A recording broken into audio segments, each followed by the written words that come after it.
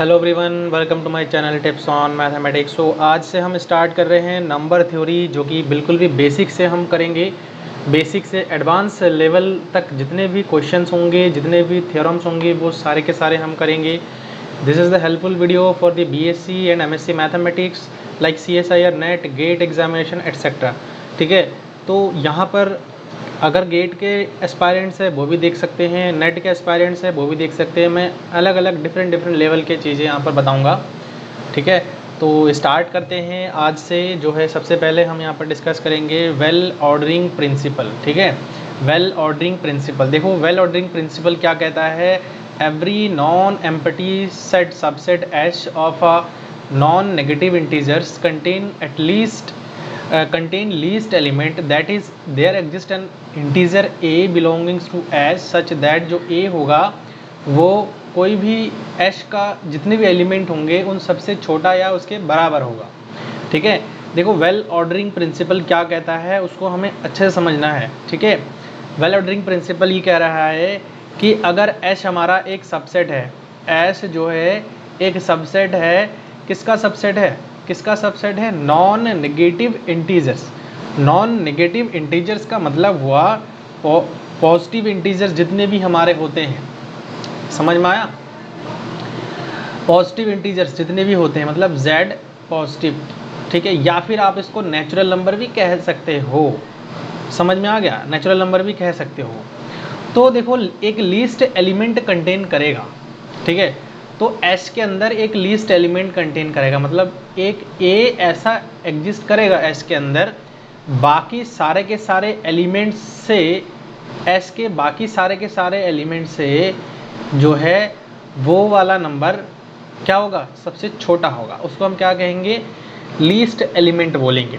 समझ में आ गया, लीस्ट एलिमेंट बोलेंगे। और ये जो प्रिंसिपल है वो वेल ऑर्डरिंग प्रिंसिपल कहलाता है। मतलब ये हर जो है नॉन नेगेटिव इंटीजर के सबसेट के लिए ट्रू होगा। समझ में आ गया ना। यहाँ पर ये चीज़ बड़ा इंपॉर्टेंट है कि नॉन नेगेटिव इंटीजर्स के लिए जो है ये ट्रू है। अदरवाइज हम अगर नेगेटिव इंटीजर हो जाए तो ये चीज़ ट्रू नहीं हो सकता है। क्लियर है। अब देखो कुछ एग्जांपल ले लो यहाँ पे। लाइक यहाँ पर ऐश मैंने एक सेट लिया है 4, 7, 2 और 9, और ऐश जो है सबसेट है नॉन नेगेटिव इंटीजर्स का, मतलब वही नेचुरल नंबर ही हो गया, आप समझ लीजिए। देन हम दो को देखो लीस्ट एलिमेंट कह सकते हैं।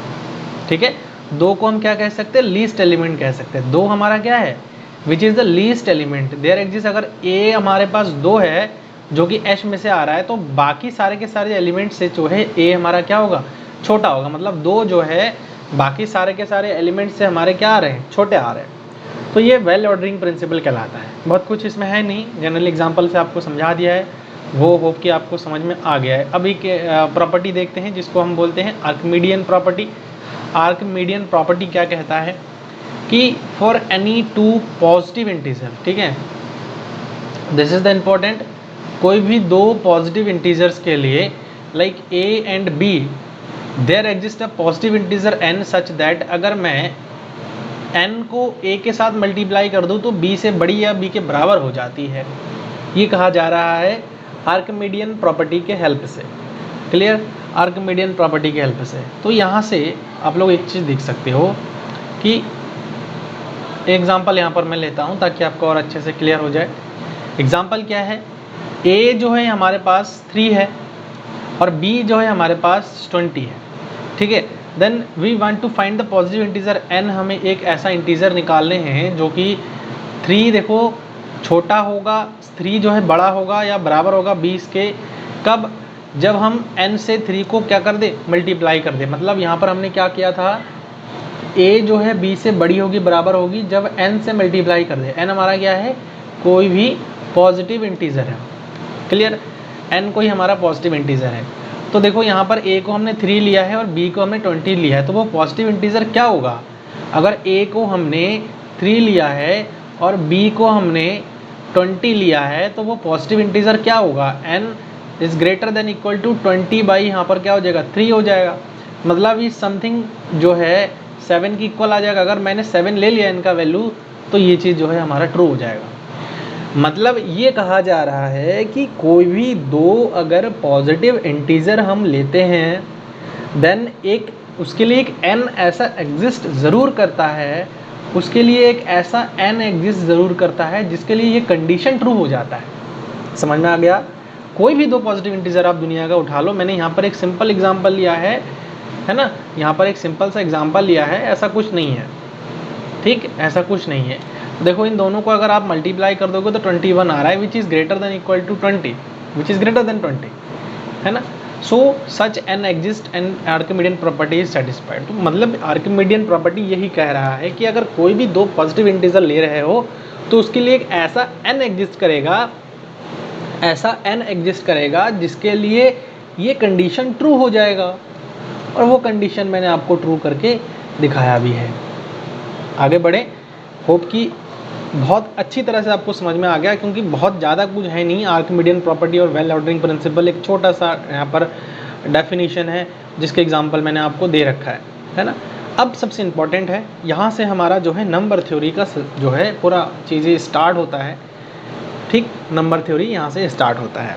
अगर आपको नंबर थ्योरी का बुक कौन सा यूज़ करना है नहीं पता है तो मैं आपको बुक भी रिकमेंड कर दूँगा। आप कमेंट में मुझे बता दीजिएगा कौन सा बुक आपको लेना चाहिए, वो मैं आपको वहाँ पर रिप्लाई कर दूँगा, ठीक है। तो यहाँ पर जो है नेक्स्ट टॉपिक जो हमारा आता है वो है डिविजिबिलिटी। डिविजिबिलिटी, अब जनरली डिविजिबिलिटी कहोगे कि सर इसको पढ़ने की क्या ज़रूरत है, क्योंकि डिविजिबिलिटी तो हमें वैसे ही पता है कि सर हम 4 को 2 से डिवाइड कर देंगे तो 2 आ जाएगा, तो ये this is the divisibility rule. Yes, this is the divisibility, ये सही है, आप सही है अपनी जगह पर कि हाँ ये डिविजिबिलिटी है, हम डिवाइड कर रहे हैं। लेकिन इसके अंदर कुछ प्रॉपर्टीज़ होती हैं, कुछ डिफरेंट चीज़ें हम यहाँ पर सीखने जा रहे हैं, और वो क्या है चलो देखते हैं। यहाँ पर कह रहा है कि let a and b be any two integers with a does not equal to 0, then a is said to divide b, मतलब a जो है b को डिवाइड कर रहा है, एंड रिटन एज, देखो इसको ऐसे लिखेंगे, अगर मैं अगर कह रहा हूँ, देखो अगर मैं कहता हूँ कि a b को डिवाइड कर रहा है, सॉरी यहाँ पर मैं अगर कह रहा हूँ कि a b को डिवाइड कर रहा है, इसको थोड़ा सा ना सही से बनानी पड़ेगी सीधा करके, ठीक है। a b को डिवाइड कर रहा है तो इस प्रकार से उसको लिखा जाएगा, मतलब a डिवाइड्स b, इसका मतलब हो गया कि b को a जो है डिवाइड कर रहा है, समझ आ गया ना। If there exist an integer c such that, अब आप ये समझ लो कि जैसे मैंने यहाँ पर एक एग्जांपल आपको बताया था कि मैं अगर 4 से 2 को डिवाइड कर रहा हूँ तो एक इंटीजर एग्जिस्ट कर रहा है ना, 2 एक इंटीजर एग्जिस्ट कर रहा है ना, मतलब 2 अगर 4 को डिवाइड कर रहा है तो इसमें एक इंटीजर तो एग्जिस्ट कर रहा है ना, और वो इंटीजर क्या है, 2 है, मतलब डिवाइड करने पर 2 आ रहा है। मैं अगर 10 को 5 से डिवाइड कर रहा हूँ तो एक इंटीजर तो एग्जिस्ट कर ही रहा है ना। तो कोई भी नंबर अगर किसी नंबर से पूरा डिविजिबल है, डिवाइड हो जा रहा है, तो एक इंटीजर तो उसमें एग्जिस्ट करेगा ही करेगा। तो स्टेटमेंट ही कह रहा है डिविजिबिलिटी का, let a and b be any two integers with a does not equal to 0। अब a 0 नहीं होना चाहिए, मतलब जिस नंबर से हम डिवाइड कर रहे हैं वो नंबर हमारा 0 नहीं होना चाहिए, ये तो पहले से आपको पता है। देन a को हम कहेंगे कि a हमारा b को डिवाइड कर दे रहा है, a क्या कर रहा है, b को डिवाइड कर रहा है, written as a divide b if there exist an integer c such that. तो इसको हम कैसे लिख सकते हैं, b is equal to AC लिख सकते हैं। मतलब हम इस, अगर मैं इस वाले एग्जांपल को देखूं, 4/2 बराबर कितना आ रहा है, 2 आ रहा है, तो मैं 4 को ऐसे लिख सकता हूं, 2 गुणा 2 लिख सकता हूं। ऐसे ही मैं अगर कहूं 10/5 बराबर कितना आ रहा है, 2 आ रहा है, तो मैं 10 को ऐसे लिख सकता हूँ 2 गुणा 5, तो मतलब a इंटू सी करके लिख सकता हूँ। जो c हमारा क्या है, c हमारा कोई भी एक इंटीजर है जो एग्जिस्ट करेगा डिवाइड करने के बाद। Also a is called a divisor और अ फैक्टर ऑफ b, सही बात है। a को हम क्या कह सकते हैं, a को हम क्या कह सकते हैं, एक तो a को डिवाइजर कह सकते हैं क्योंकि a हमारा b को क्या कर रहा है, डिवाइड कर रहा है, या फिर हम b का फैक्टर भी कह सकते हैं। ये a है, b का फैक्टर है, देखो कैसे, 4 को मैं क्या लिख सकता हूँ, 2 गुणा 2 और बट्टे में 2 है, तो b का एक फैक्टर ही तो है, b का एक फैक्टर ही है, तो यहाँ पर इस प्रकार से भी लिख सकते हैं। And b is called the multiple of a, और b को हम क्या कह सकते हैं कि a का जो है क्या है, मल्टीपल है। If no such integer can be found we can say a does not divide b। अगर मैं कोई भी ऐसा इंटीजर नहीं निकाल पा रहा हूँ, अब आप यहाँ पर आप कहोगे कि सर मैं 5 को 2 से डिवाइड कर रहा हूँ, तो क्या यहाँ पर कोई भी इंटीजर एग्जिस्ट कर रहा है? क्या कोई सी एग्जिस्ट करेगा? इंटीजर कहाँ है, ध्यान रखना, पॉइंट पर लाने वाली, डेसिमल में लाने वाली बात डिफरेंट है, लेकिन हम डिविजिबिलिटी पढ़ रहे हैं, और डिविजिबिलिटी का सीधा सीधा मतलब यही होता है कि भैया पूरा पूरा डिवाइड हो जाए, और डिवाइड करके कोई एक इंटीजर दे दे हमें। जैसे 4 को डिवाइड कर रहा है 2, और डिवाइड करने के बाद हमें क्या मिल रहा है? 2 मिल रहा है। वैसे 10 को 5 डिवाइड कर देता है, और हमें डिवाइड में क्या मिल रहा है? 2 मिल रहा है। अब जैसे 15 को 3 डिवाइड कर दे रहा है ना, 15 को 3 डिवाइड कर रहा है तो 5 आ जा रहा है हमारे पास एक इंटीजर, तो ये डिविजिबिलिटी हुआ। लेकिन यहाँ पर ये डिविजिबिलिटी नहीं है, मतलब 2 जो है 5 को डिवाइड नहीं कर रहा है। वो आप कहोगे कि सर हम तो डिवाइड कर ही लेते हैं, अब आप पॉइंट में डिवाइड कर लेते हो, वो बात अच्छी बात है, आपको आपका बात सही है, लेकिन क्या पूरा पूरा डिवाइड कर रहा है? नहीं कर रहा है। तो जब पूरा पूरा डिवाइड नहीं कर रहा है तो हम ये नहीं कह सकते हैं कि 2 जो है 5 को डिवाइड कर रहे हैं। समझ में आ गया? तो ये होता है डिविजिबिलिटी का रूल। अब कुछ इंपॉर्टेंट नोट है जो मैं आपको बताना चाहता हूँ, और काफ़ी अच्छे अच्छे नोट्स है। देखिए यहाँ पे नोट क्या कह रहा है कि अगर a b को डिवाइड कर रहा है, then there exist integer c such that b is equal to ac होगा। तो b को हम -a और -b करके भी लिख सकते हैं। This imply -a divide b, मतलब -a क्या करेगा? b को डिवाइड कर देगा। ठीक है, -a क्या करेगा? b को डिवाइड कर देगा। सेम चीज़ें हैं, माइनस माइनस प्लस हो जाने वैसे भी, तो यहाँ पर इसको इस प्रकार से भी लिख सकते हैं। Thus for all practical purpose we can limit our attention to positive divisor of integer, मतलब हम generally positive divisor of integers की बात करते हैं, तो यहाँ पर बहुत बड़ी बात नहीं है। चलो उसको आगे देखते हैं, कुछ एग्जांपल के माध्यम से समझते हैं। मैंने आपको बता ही रखा है कि a को हमने 4 ले लिया है, b को हमने 20 ले लिया है, तो 4 गुणा 5 हो जाएगा। देख लो आप इसको, 4 जो है किसका कर रहा है? 20 को डिवाइड कर रहा है। डिवाइड करने पर क्या आ रहा है? 5 आ रहा है। तो अब 4 जो है यहाँ पर 20 को हम क्या लिख सकते हैं? 5 गुणा 4 लिख सकते हैं। तो इस प्रकार से यहाँ पर हो जाता है। अब आप जो है 20 कह रहे हो, तो 20 को हम ऐसे भी तो लिख सकते हैं, -4 गुणा -5, -5 यहाँ पर है ना। या फिर ऐसे भी लिख सकते हैं कि जो -4 है वो डिवाइड कर रहा है 20 को, तो जिससे कि -5 मिलेगा हमें, है ना। तो इस प्रकार से हम एग्जाम्पल को भी समझ सकते हैं इजीली। अब कुछ रिजल्ट्स हैं, उन रिजल्ट्स को हम देखते हैं एक एक करके। For non zero integers a b c d the following holds. क्या है कि अगर देखो a 0 को डिवाइड कर रहा है, 1 a को डिवाइड करता है, या फिर a को डिवाइड करता है। ठीक है, मतलब देखो अगर मैं एग्जांपल ले रहा हूँ तो 5 देखो 0 को डिवाइड कर देगा, 0 ही आ जाएगा। 1 जो है 7 को डिवाइड कर देगा, 7 ही आ जाएगा। 6 जो है 6 को डिवाइड करेगा, 1 आ जाएगा। तो ये कुछ जनरल कॉमन रूल्स है, आपको पता ही है कि कोई भी नंबर है उसको किसी भी 0 को अगर मैं किसी नंबर से डिवाइड करूँगा तो 0 ही आ जाता है। अगर मैं 1 को किसी नंबर से डिवाइड करूँगा तो सेम वही नंबर आ जाता है। अगर मैं सेम नंबर को सेम नंबर से डिवाइड करूँगा तो वहाँ पर हमारे पास क्या आ जाएगा? 1 आ जाएगा। ये वही रूल कह रहा है।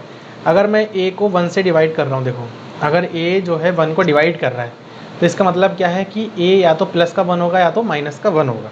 अब समझ लीजिए, अगर कोई भी नंबर है 1 को डिवाइड कर रहा है, कोई भी नंबर आप दुनिया का ले लो, ठीक है, कोई भी नंबर, तो 1 को तो सिर्फ या तो प्लस का 1 डिवाइड कर सकता है या तो माइनस का 1 डिवाइड कर सकता है ना। तो मतलब अगर कोई भी नंबर है जो 1 को डिवाइड करता है, 1 को डिवाइड करता है, तो या तो प्लस का 1 होगा या तो माइनस का 1 होगा, दोनों में से एक होगा। फॉर एग्जांपल आप यहाँ पर देख सकते हो, ये यहाँ पर लिख दिया है। और 2 कभी भी 1 को डिवाइड नहीं करेगा, ये गलत स्टेटमेंट है ना। चलो आगे बढ़ते हैं। दूसरा जो इसमें तीसरा जो प्रॉपर्टी है वो देखिए, अगर a b को डिवाइड कर रहा है और c d को, a b को डिवाइड कर रहा है और c d को डिवाइड कर रहा है, देन a c डिवाइड करेगा b d को। अगर एग्जांपल देखें तो देखो 2 6 को डिवाइड कर रहा है, 2 6 को डिवाइड कर रहा है, एंड 3 जो है 9 को डिवाइड कर रहा है, तो a c डिवाइड करेगा b d को। तो a और ये c हो गया है, मतलब 2 गुणा 3 ये जो है डिवाइड करेगा 6 गुणा 9 को, 6 गुणा 9 को डिवाइड करेगा, 6 जो है डिवाइड करेगा 54 को। तो इस प्रकार से ये भी ट्रू हो जाता है। अगली प्रॉपर्टी क्या कह रहा है कि अगर a b को डिवाइड कर रहा है एंड b जो है c को डिवाइड कर रहा है, तो a c को पक्का है डिवाइड करेगा। देखो हम क्या, 2 4 को डिवाइड कर रहा है और 4 12 को डिवाइड कर रहा है, तो ऑब्वियसली बात है कि 2 भी 12 को डिवाइड करेगा।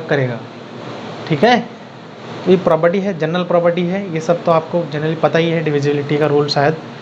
तो देखो यहाँ पर 5वां प्रॉपर्टी क्या कह रहा है कि अगर a b को डिवाइड कर रहा है और बी ए को डिवाइड कर रहे हैं, तो ए जो है प्लस माइनस का बी होगा, या फिर ए जो है बी के बराबर होगा। समझ आ गया? अब देखो यहाँ पे क्या कह रहा है कि 3 3 को डिवाइड कर रहा है एंड 3 3 को डिवाइड कर रहा है, तो बराबर हो गए। अगर -5 5 को डिवाइड कर रहे हैं और +5 -5 को डिवाइड कर रहा है, तो ए का मान जो है प्लस माइनस का बी हो गया। खुद देख लीजिए। सिक्स्थ जो इसमें हमारे पास प्रॉपर्टी है वो क्या कह रहा है, रिजल्ट है, देखो ए अगर बी को डिवाइड कर रहा है और ए अगर सी को डिवाइड कर रहा है, तो a b x plus c y को डिवाइड करेगा for any integer x comma y के लिए। ध्यान रखना कोई भी इंटीजर के लिए ये चीज़ ट्रू है।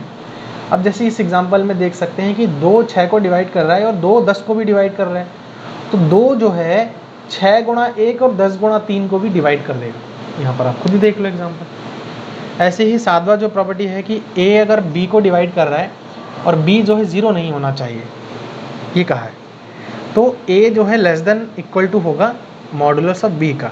अब जैसे यहाँ पर 5 जो है 15 को डिवाइड कर रहा है, तो 5 जो है वो 15 से छोटा या फिर उसके जो है बराबर हो सकता है।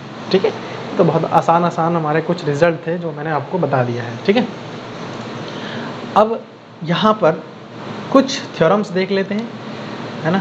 यहाँ पर कुछ थ्योरम्स देख लेते हैं। देखो पहला थ्योरम क्या कह रहा है कि if C is equal to a x plus b y and D जो है A को डिवाइड कर रहा है बट D जो है C को डिवाइड नहीं कर रहा है, देन जो है D B को भी डिवाइड नहीं करेगा, ये कहता है। अब प्रूफ में क्या है कि देखो ये चीज़ तो हमारे पास दिया हुआ है कि D A को डिवाइड कर रहा है। अगर D A को डिवाइड कर रहा है तो वही ऑब्वियसली बात है कि एक जो है ऐसा इंटीजर एग्जिस्ट करेगा जिसको हमने क्या बोला है कि क्यों बोला था, देखो अभी हमने डेफिनेशन में ही तो बताया था कि अगर ए बी को डिवाइड कर रहा था तो एक ऐसा इंटीजर एग्जिस्ट कर रहा था ना, तो उसके लिए हम ऐसा कर रहे थे ना कि b बराबर ए सी लिख पा रहे थे। तो ऐसे ही यहाँ पर हो गया कि d अगर a को डिवाइड कर रहा है तो एक ऐसा इंटीजर एग्जिस्ट कर रहा है Q1, जिसके लिए हम ऐसा लिख सकते हैं a is equal to d Q1।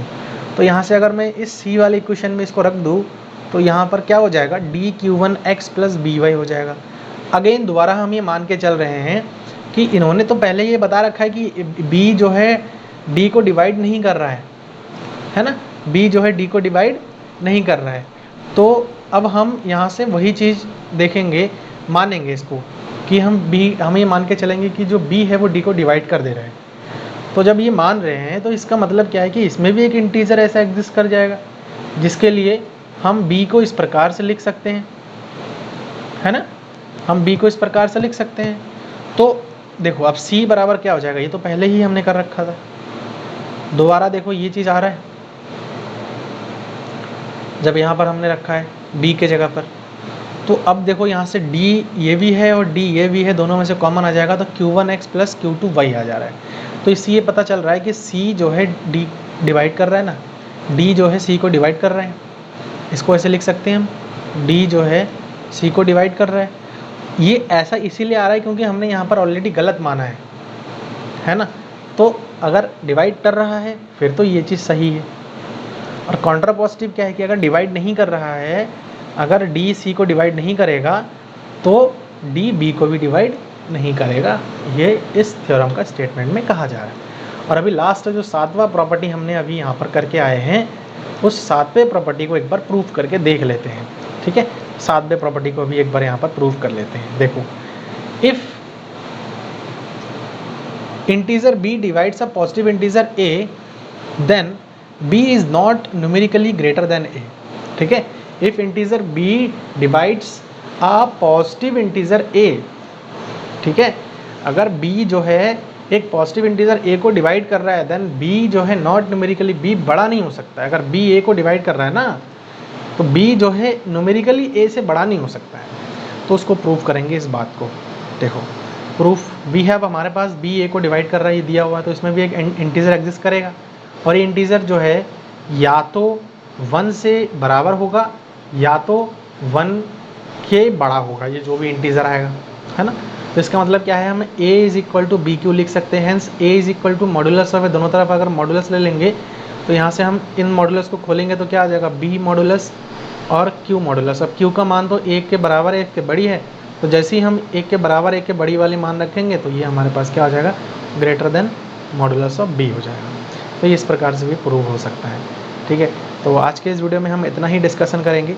आज हमने डिविजिबिलिटी को देखा है एंड देन उससे रिलेटेड कुछ हमने रिजल्ट्स को देखे हैं, साथ में हम 2 थ्योरम्स को भी प्रूव किया है। ठीक है, कल हम इससे रिलेटेड और भी टॉपिक पढ़ेंगे और जो है नंबर थ्योरी में कई सारे टॉपिक हैं इंपॉर्टेंट जो कि आपके एंट्रेंस एग्जामिनेशन के साथ साथ BSc MSc लेवल में जो आप एग्ज़ाम्स देते हैं, सेमेस्टर एग्ज़ाम्स में पूछे जाते हैं। तो आज का वीडियो कैसा लगा आप लोग कमेंट के माध्यम से मुझे बता सकते हैं। वीडियो सही लगे तो इसको आप लोग लाइक करिए और चैनल पर अगर आप नए हैं तो इसको आप लोग सब्सक्राइब करिए। ठीक है, मिलते हैं नेक्स्ट वीडियो में। Thank you so much.